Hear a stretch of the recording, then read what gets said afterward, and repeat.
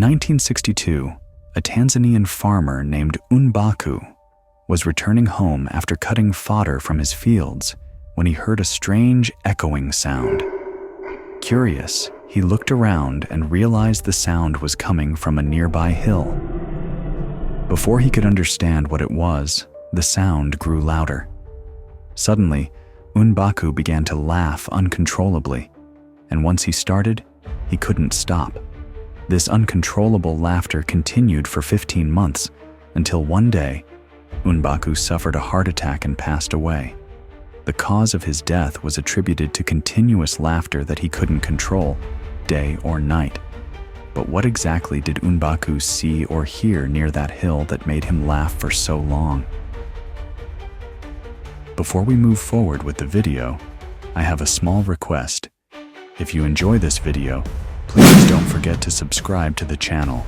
And yes, make sure to hit the bell icon so you get notified of new videos first. The story dates back to 1962, when 3 local girls from a nearby village attended their school, which happened to be located near the same hill. One day, as they sat in their classroom chatting, one of the girls said something that made all 3 of them burst into laughter. Their laughter was so infectious that other students in the classroom also began laughing uncontrollably. You might think, what's unusual about children laughing? But the strange part was that none of the children could stop laughing. They continued to laugh so hard that they clutched their stomachs in pain, yet they couldn't control themselves. The teachers tried their best to calm the students down, but even they eventually started laughing, spread beyond that one classroom, affecting other classes, then other schools. One after another, schools across Tanzania were struck by this strange phenomenon. Eventually, 16 schools were forced to shut down because the uncontrollable laughter had spread like an epidemic. Over 1,000 people, both children and adults, were affected. Parents, desperate to stop their children from laughing, tried everything, even punishing them physically. But the children continued laughing, even while being scolded or beaten. Fear spread throughout the region to the point where people stopped joking with one another, afraid that they might catch the laughter disease. Despite closing schools, the laughter did not stop. Even at home, children kept laughing uncontrollably.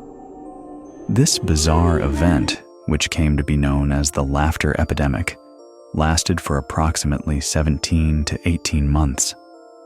And then, one day, as mysteriously as it had begun, the laughter suddenly stopped. No one knows the exact reason why this epidemic occurred, or why it eventually ended. Even today, this strange incident is remembered as the laughter epidemic of 1962, a mysterious event that remains unexplained. This story remained unsolved, but let me tell you another similar story. You'll be shocked after hearing it. In July 1518, in the city of Strasbourg, France, a woman named Frau Trophea stepped outside her house, walked onto the street, and suddenly started dancing uncontrollably. At first, it seemed harmless, but as she continued to dance without music or rhythm, people began to gather and watch. When asked why she was dancing, she gave no response. She simply couldn't stop. Her strange behavior continued all day, and by nightfall, she collapsed from exhaustion. Yet after a few hours of rest, she got up and started dancing again. As the days passed, more people joined her. First a handful, then dozens, and eventually, over 400 people were dancing non-stop. The streets were filled with people laughing, shouting, and dancing uncontrollably. Their feet bled, their bodies ached, yet they couldn't stop moving. This strange phenomenon became known as the dancing plague of 1518, or dancing mania. It spread like wildfire across Strasbourg, with people unable to resist its pull. Some danced until they collapsed from exhaustion, while others tragically died from heart attacks strokes, or dehydration due to continuous movement. It was a terrifying sight, an entire city seemingly possessed by an uncontrollable urge to dance. The local authorities were baffled. In an attempt to help, they hired musicians to accompany the dancers, hoping that organized dancing might cure them. Unfortunately, this plan backfired, causing even more people to join in. The streets became chaotic, filled with both music and the sounds of laughter and crying. Eventually, the city council took more drastic measures. They locked people inside their homes, hoping to contain the mysterious epidemic. Surprisingly, after about 2 months, the dancing stopped as suddenly as it had begun. Frau Trophäa, the woman who started it all, was said to have died from a heart attack, but her body mysteriously disappeared, adding an eerie twist to the legend. Was it a disease or something else? Historians and scientists have long debated the cause of the dancing plague. Some theories suggest it was due to ergot poisoning, a hallucinogenic mold found on rye that can cause spasms and hallucinations. Others believe it was a case of mass hysteria, or mass psychogenic illness, a psychological phenomenon where groups of people exhibit similar symptoms with similar outbreaks of dancing mania occurred throughout medieval Europe, including in Germany, Italy, and the Netherlands. One notable case in 1278 involved a group of people dancing on a bridge in modern-day Holland until the bridge collapsed. Another case in the 14th century saw people wandering from town to town, spreading their uncontrollable dancing like a contagious virus. Some believed that a bite from the tarantula spider caused the dancing, leading to a ritual dance called the tarantella that was supposed to cure its effects.